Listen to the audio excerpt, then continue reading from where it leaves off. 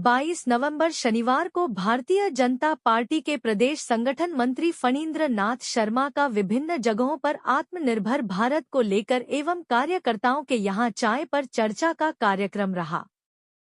इसी कड़ी में संगठन मंत्री श्री शर्मा के साथ विधायक लक्ष्मण सिंह यादव, जिला अध्यक्ष डॉक्टर वंदना पोपली, भाजपा की वरिष्ठ नेत्री डॉक्टर कविता गुप्ता के गंगा सहाय अस्पताल कम निवास स्थान पर पहुंचे, जहां पर विश्व हिंदू परिषद भिवानी इकाई के मंत्री राजकुमार यादव, भाजपा के वरिष्ठ नेता रत्नेश बंसल, सुनील ग्रोवर, एडवोकेट सिंहराम महलावत, अमित यादव, अजय कांटीवाल, नगर पार्षद एडवोकेट भूपेंद्र गुप्ता, नागेंद्र भारद्वाज, अरुण शर्मा, दीपा भारद्वाज, नीरू भारद्वाज, अलका मलिक, कृपा जैमिनी, दिव्या सैनी, हेमलता यादव, नरकेश यादव, सुमन चौहान आदि ने उनका फूल मालाओं से स्वागत किया और साल ओढ़ाकर व स्मृति चिन्ह भेंट कर स्वागत किया।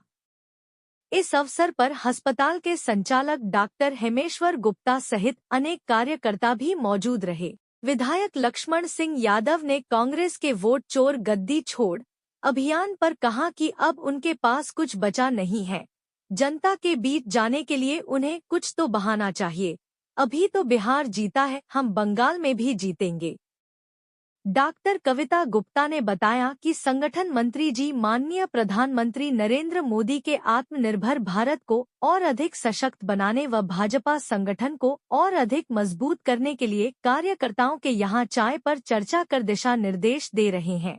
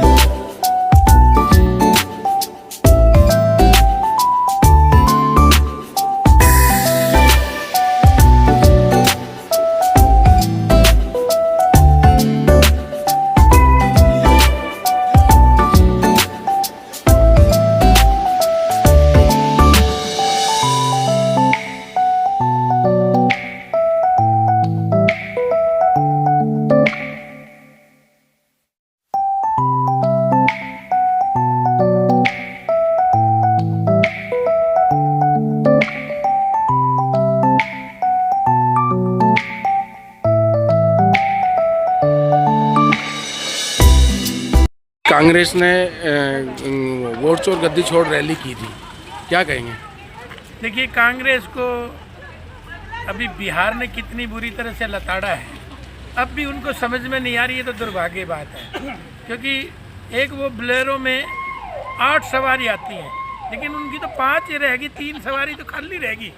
अब वो भी बात करते हैं वोट चोरी की, ये तो बहुत बड़ा दुर्भाग्य है।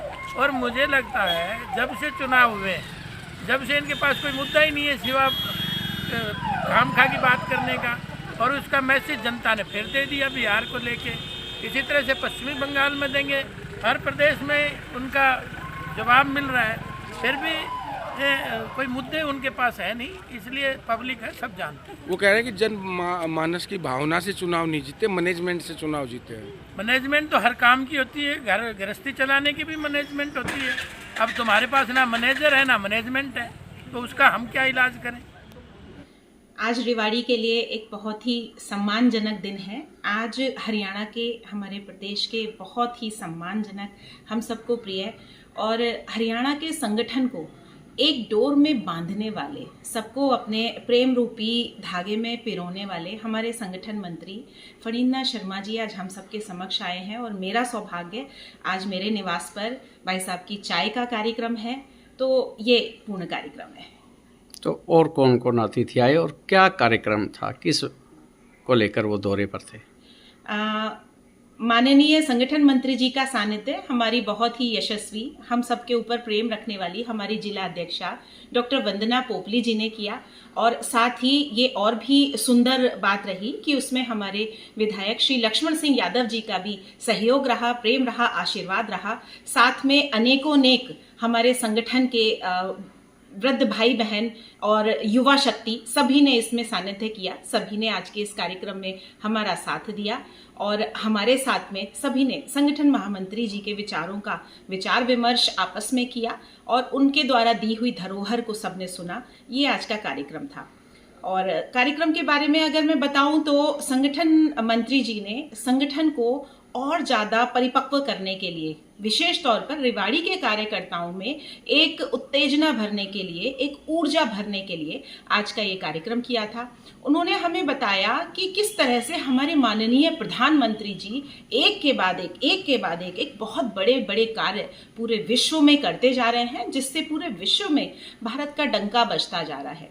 उन्होंने कहा, आत्मबल भारत के लिए हम सबको अपने अपने स्तर पर कार्य करना चाहिए, क्योंकि आत्मनिर्भर भारत बनेगा तो ही हम माननीय प्रधानमंत्री जी के विश्व विजेता बनने के सपने को पूरे कर पाएंगे। क्योंकि ये वैसे भी सबको ही समझ में आता है कि यदि हम स्वयं में अपनी एक एकाकी ताकत बन जाते हैं तो ही हम विश्व को जता पाएंगे कि हम किसी पर निर्भर नहीं हैं, हम स्वयं में विजेता हैं, हम स्वयं में अपना भरण पोषण कर सकते हैं। हाँ, मित्रतावत जो भी देश हम लोगों के साथ रहता है, मित्रतावत हमारे माननीय प्रधानमंत्री जी भी उससे गले मिलकर रहते हैं।